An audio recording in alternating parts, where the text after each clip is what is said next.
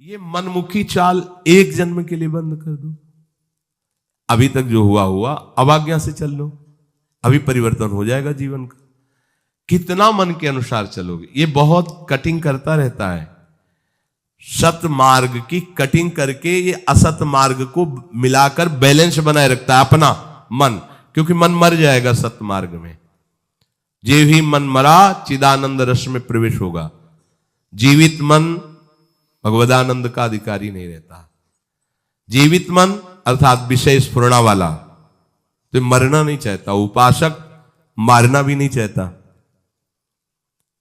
पर ये बात समझ लो, सब जगह अहिंसा, लेकिन इस जगह हिंसा हमें करनी ही होगी।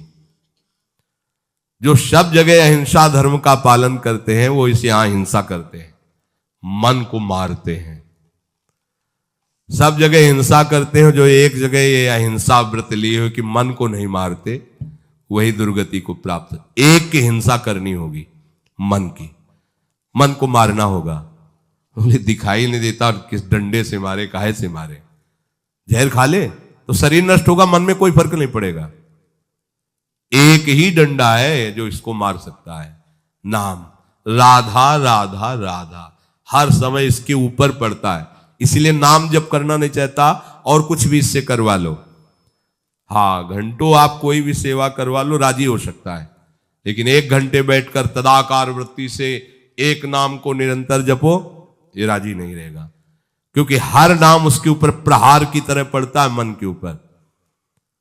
एक बार इसे मारना होगा। मन मारा, प्रभु के रस का अनुभव हुआ। और ये मन मारना नहीं चाहते, जल्दी कोई नहीं मारना चाहते। देखो, एक ही चीज पा रहे हो, रोटी दाल, रोज वही रोटी दाल, थोड़ा तो कुछ मन, ये संसारियों को होता है, हम बाबा जी हैं, हमें इसे मारना है। अगर कह रहे रोज रोटी दाल, रोज ही अब बनने दो, वही पाओ, मरो। ये जो विषय स्फुरणा विषय, संकल्प विषय, मारो इसको। कभी कभी तो मन बदलने के लिए, स्पष्ट देखो शब्द, मन बदलने के लिए कभी कभी हमें मन बदलना है। मन बदले ना, यही तो साधना है। नहीं नहीं, कभी कभी मन बदलने के लिए हमें मन बदलना है, शब्द ही देखो ना। कभी कभी मन बदलने के लिए कहीं दान पुण्य तीर्थ यात्रा की भावना से नहीं, पर थोड़ा मन बदल जाए, जैसे हरिद्वार घूम आए, थोड़ा पहाड़ और ऐसे मन बदलना है। मन को हमें बदलना ही नहीं है। तुम्हें मन बदलने के लिए परेशान होना, हमें मन नहीं बदलना, हमें श्री जी वाला मन बनाना है, बस वृंदावन वाला मन बनाना है। नहीं बदलना है इसको हरिद्वार जाके। घर में आ गए तो द्वारका को जाके घर में वास कर रहे। सही बात समझो, इसको एक में लगाओगे तो परेशान कर देगा तुम्हें। एक ही प्रकार का 1 महीने भोजन रखो, घिया की सब्जी, 2 रोटी 4 रोटी। भोजन की बात याद आते ही ऐसे रोमांच होने लगेगा। घिया की सब्जी रोटी, नहीं नहीं, वो अंदर से नहीं नहीं, प्राण पोषण के लिए पाना, चलो पाओ चल के। वो बस इसी बात में रहेगा कि यहां से देखो हो गई श्रद्धा हमारी, हम भिक्षा कर लेंगे। बिहारी जी के गोसाइयों में दूध भात का वो लेगा, ये यहां तो रोज घिया रोटी। मन मारना कोई खिलवाड़ नहीं है, खिलवाड़ नहीं है। बोले 2 दिन से वह अरहर की दाल बन रही, आज थोड़ा बदल के, कुछ बदल के, बस यही बदल की बात को रोकना है। अपने बाबा जी हैं, बदलना नहीं, रोज इसको वही, जो ये कहे कि ये पाना है, वो देना ही नहीं। क्यों? हम तुझसे बार बार प्रार्थना कर रहे हैं कि श्री जी के चरणों की चिंतन वृत्ति बना, बार बार तेरे हाथ जोड़ रहे हैं, तेरी प्रार्थना कर रहे हैं। आए मन, बहुत जन्म हो गए, तूने मुझे जो कहा मैंने किया, अब इस बार मेरी बात मान ले। श्यामाजू के चरणों, तू नहीं मानता, मैं कैसे तेरे को बदलने का अवसर दूंगा? मेरे कहने से तू नहीं बदल रहा, तो अब मैं बदलने वाला नहीं, तेरे को बदलना पड़ेगा। जिद्दी साधक, निष्ठावान साधक, मन मारिया तन बस में किन्हा, हुआ भरम सब दूर, बाहर से कुछ दिखत ना, ये अंदर चमके नूर।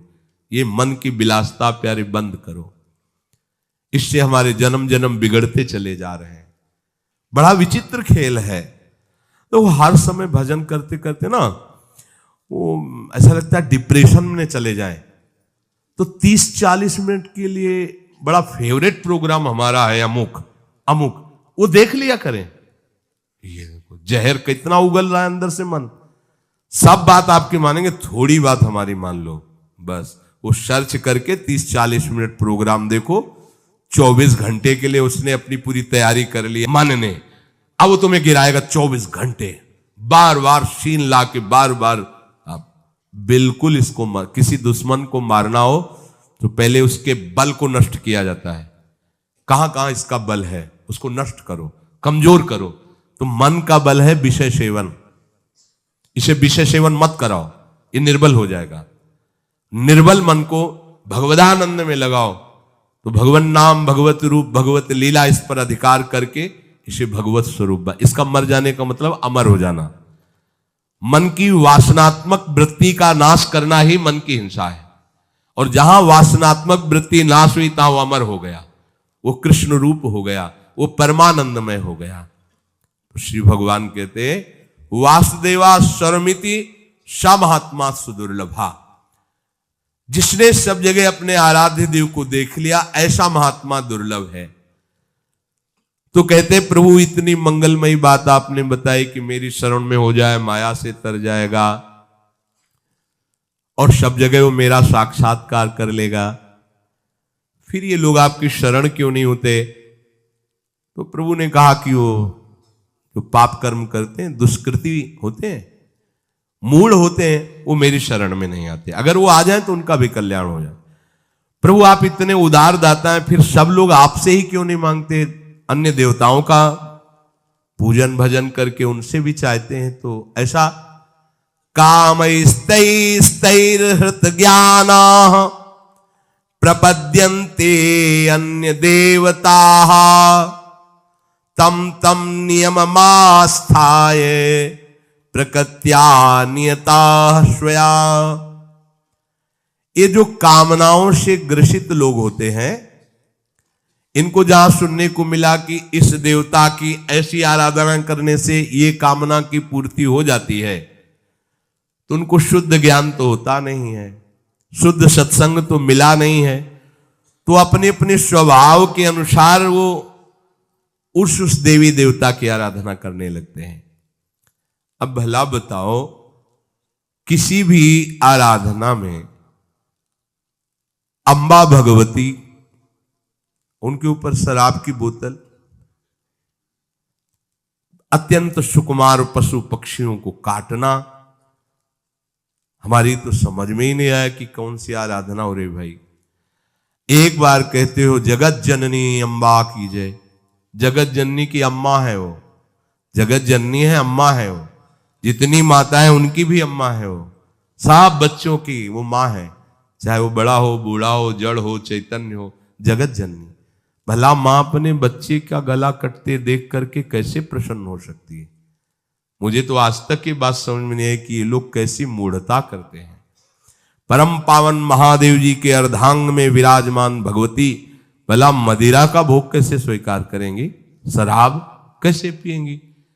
यही की बात है। हम तो ज्यादा उनसे परिचित, परिक्रमा लगाते थे तो ऐसे चामुंडा जी के इधर मिले तो उन्होंने बताया कि बाबा हम तो रोज शराब का भोग लगा के पीते हैं, चामुंडा जी को भोग लगता है, से तो कुछ नहीं। पर हमारा ये विचार रहता कि देवी जी तो भगवान महादेव जी के अर्धांग में विराजमान है, परम पवित्र देवी शक्ति, वो कैसे ऐसा? अब आप अगर वो प्रसाद पीते हो, आपको मां का भाव आ रहा हो, दर्शन हो रहा हो, तो हमें बताओ। इसका मतलब है आप अपनी मन मानी करते हैं।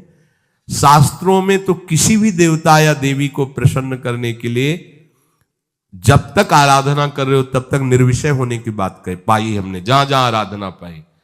ऐसी आराधना तो हमने दैत्यों की भी नहीं देखी कि वो शराब पी करके कोई काम कर रहे हैं। एक ब्रह्म ऋषि की तरह उनकी जीवनचर्या हुई है जब उन्होंने कोई भी अनुष्ठान किया है। ये जो कामना से बुद्धि अपरीत हो गई है, वो लोग प्राय ऐसा कि अमुक बलि दे दो तो तुम्हारे पुत्र हो जाएगा, दूसरे के बच्चे को छीन कर तुम काट रहे हो, चाहे बकरा ही हो, मुर्गा हो, तुम्हारे बच्चा पैदा हो जाएगा।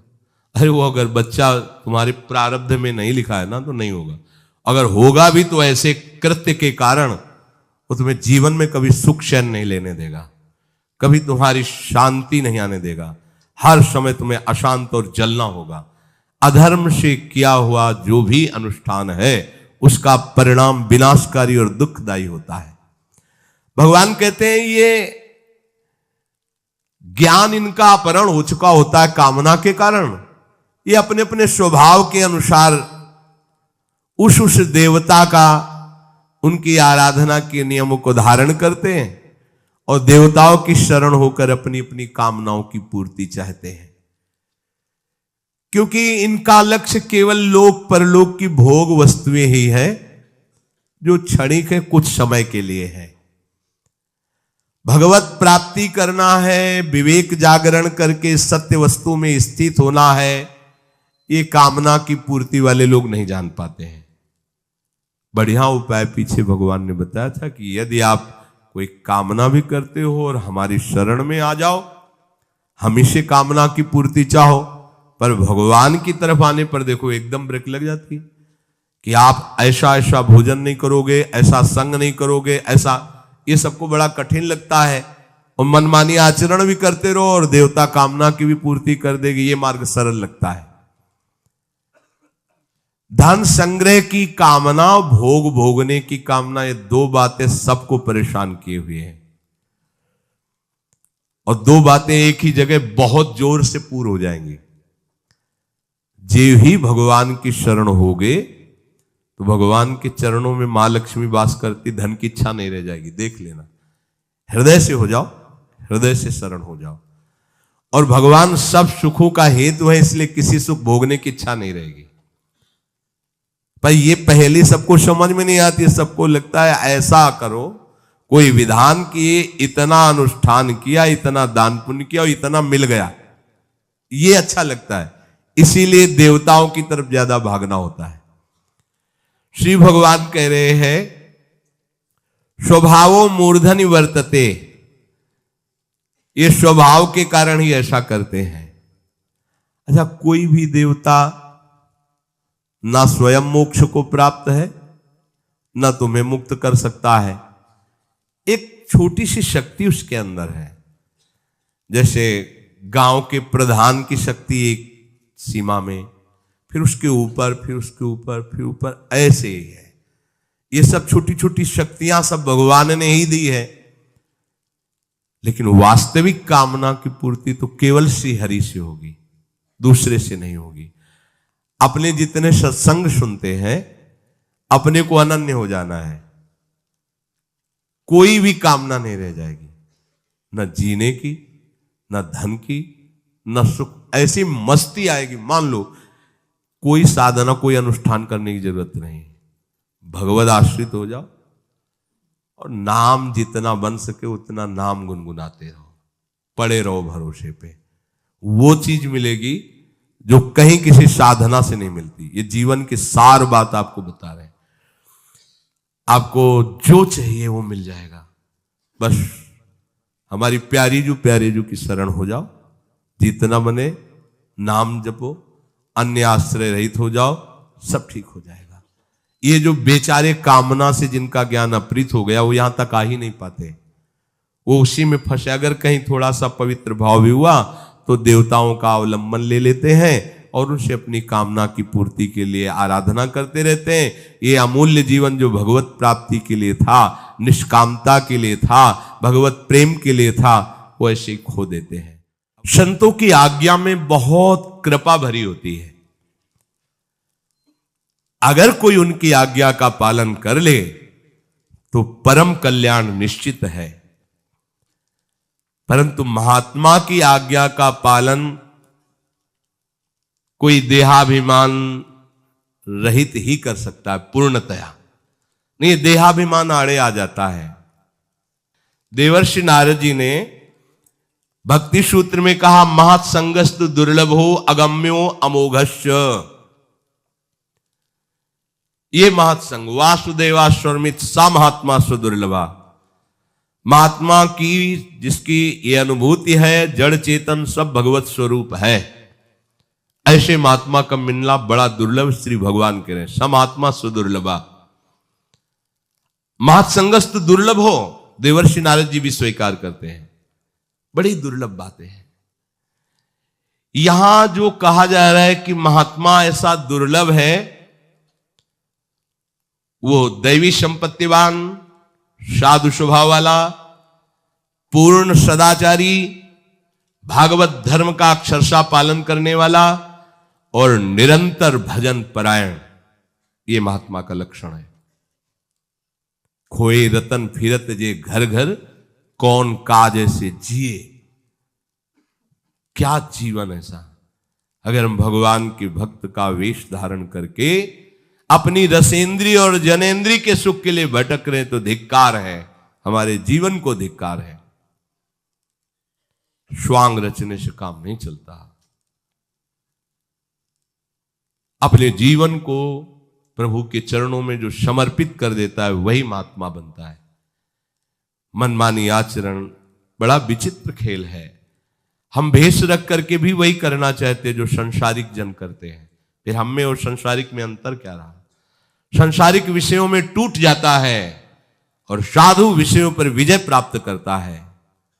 संसार में विषयों का महत्व है और भागवतिक महापुरुषों के हृदय में बमन के समान त्याज्य दिखाई देते हैं। आसपास भले ढेर लगा रहे, कहीं आसक्ति नहीं है। उनकी आसक्ति प्रभु के नाम में है, प्रभु के रूप में, प्रभु के लीला में, प्रभु के धाम में है। सच्चे हीरो की भांति ऐसे महात्माओं की संख्या बहुत नहीं होती। समहात्मा सुदुर्लभा, ऐसे महात्माओं की बहुत संख्या नहीं, बहुतायत नहीं होती। एक बार श्री वल्लभाचार्य जी के शिष्य ने कहा, प्रभु मुझे 100 ब्राह्मण पवाने हैं। अब बड़ा अच्छा है, किसी भी एक वैष्णव को पवा दो, 100 ब्राह्मण का फल प्राप्त हो जाएगा। 100 ब्राह्मण को आराधन करने की, भोजन पवाने की जो फल है, वो फल वृत्ति तुम्हें एक वैष्णव के सेवन से मिल जाएगी। हो तो फिर महाराज हम 100 वैष्णव पवाएंगे। हाँ, एक भगवत प्रेमी महात्मा को पवा देने से शास्त्रों वैष्णवों की आराधना करने का फल प्राप्त हो, तो महाराज हम 100 भगवत प्रेमी को पवाएंगे। मौन हो गए वल्लभाचार्य जी। उनका गुरु जी आप मौन क्यों हो गए? बोले 100 महात्मा भगवत प्रेमी असंभव, 100 संख्या में असंभव बोल दिया था वल्लभाचार्य जी ने कि आप ढूंढो और 100 महात्मा मिल जाए भगवत प्रेमी, असंभव। जमातों में, उपदेशकों में खोज करने पर आपको सदाचारी मिल सकते हैं, कर्मकांडी मिल सकते हैं, ज्ञानी मिल सकते हैं, प्रवचनकर्ता मिल सकते हैं, लेकिन भगवत प्रेमी महात्मा जो सर्वत्र भगवत अनुभूति से तृप्त हैं, जिनकी दृष्टि में ब्रह्म के सिवा कुछ नहीं है, ऐसे तो केवल हरि की कृपा से मिलते हैं। परम दुर्लभ है ऐसा महापुरुष का संग मिलना। और ऐसे महापुरुष का संग मिला तो उसका परिणाम आप में दिखाई देगा, किसी से पूछने की जरूरत नहीं। बोले महापुरुष के मिलने को हम कैसे जाने कि कोई महापुरुष, आप नहीं जान सकते, क्योंकि वो इंद्रियातीत तत्व में स्थित है। आप इंद्रियों से कैसे जानेंगे? वो मन बुद्धि के अतर्क विषय है, तो तुम मन बुद्धि से कैसे जान पाओगे? पर आप पर प्रभाव पड़ेगा, इससे जान सकते हो। जिनके संग से संसार फीका लगने लगे, भूले ग्रह व्यवहार, जिनके संग से तुम्हारे हृदय में वैराग्य बढ़ने लगे, विषय त्याग का उत्साह आने लगे, भगवान नाम जप करने की रुचि होने लगे और इसी जन्म में भगवत प्राप्ति करूंगा ऐसा निश्चय होने लगे, जान लेना मुझे महात्मा का साक्षात्कार हो गया है। मुझे महात्मा का संग, यही महात्मा के संग का फल है।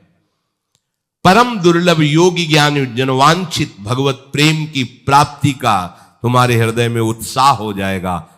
ऐसे महात्मा के दर्शन, संभाषण और सानिध्य से आप में प्रभाव आ जाएगा। आपको अपने में देखना है कि मेरा परिवर्तन, मेरे ऊपर क्या प्रभाव पड़ रहा है। पर आप मनमानी आचरण करो, उनकी बातों का उल्लंघन करो तो नहीं होगा। चाहे जितने बड़े महापुरुष के समीप रहो, यदि उनकी आज्ञा को उल्लंघन करोगे तो कोई प्रभाव नहीं पड़ेगा। यह भी बात ध्यान रखो।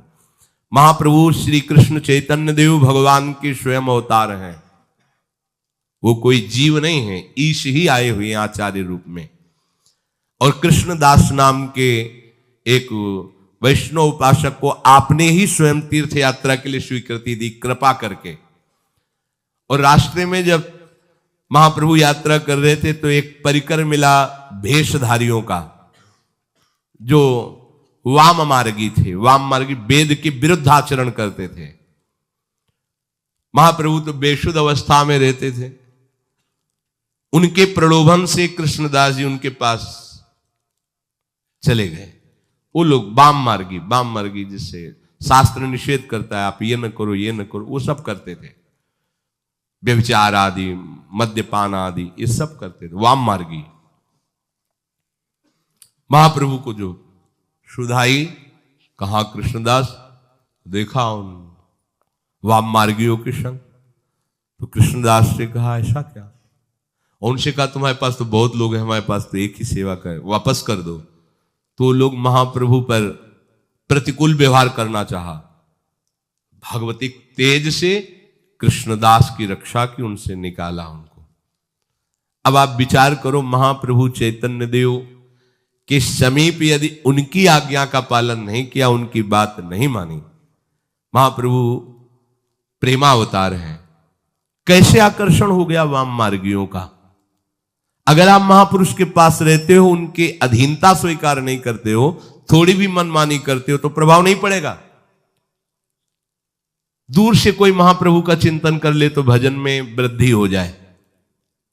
फिर महाप्रभु के समीप रह रहे हो, महाप्रभु की बात सुन रहे हो, उनकी स्थिति देख रहे हो, फिर भी तुम्हें वाम मार्गी अच्छे लगे। कहीं ना कहीं मनमुखी चाल अंदर होती है, तभी उपासक महापुरुषों का परम लाभ नहीं ले पाता। इसीलिए देवर्षि नाथ जी कहते महत्संगस्तु दुर्लभो। फिर अगम्यो, अगर मिल भी जाए और आप उनकी इच्छा के अनुसार न चले, उनकी आज्ञा के अनुसार न चले, तो आप उनसे कुछ ले नहीं पाएंगे। ये खास बात है। फिर आप कहोगे हमारा परिवर्तन नहीं हुआ, हमें दृश्य नहीं दिखाई दे रहा। मनमानी आचरण करने वालों का परिवर्तन थोड़ी होता है। परिवर्तन होता है मन को उनकी बात पे अधीन कर दो। महापुरुषों को अपने शरीर से भी ज्यादा प्यारा सिद्धांत होता है, ध्यान रखना। आप उनके शरीर को खूब दुलार करें, उनके सिद्धांत को रौंद दें, बिल्कुल कहीं किंचन मात्र आपको लाभ नहीं मिलेगा। आप उनके सिद्धांत पर डटे रहिए, उनकी आज्ञा का पालन कीजिए, जीत जाएंगे, माया पर विजय प्राप्त कर लेंगे। गुरुजन कोई देहाभिमानी थोड़ी होते हैं महापुरुष जन कि तुम उनके देह को अच्छा कपड़ा दे दिया, भोजन दे दिया तो राजी हो जाएंगे। वो शरीर में ही नहीं है, तुम्हें पता नहीं। उनका सिद्धांत ही उनका जीवन है, उनका प्राण है। महापुरुषों के सिद्धांत पर कोई बिरला ही चल पाता है। नहीं, मनमानी आचरण के बिना वो मनुष्य जीने नहीं देगा। वो मन चाहता है मेरे अनुसार करो, बहुत जन्म से करवाता रहा है, इसीलिए त्रुटि हो जाती है। उपासक को चाहिए भगवत कृपा से जब ऐसे यदि संतों का संग मिल जाए तो अपने जीवन को उनकी आज्ञा के अनुसार बनाना चाहिए।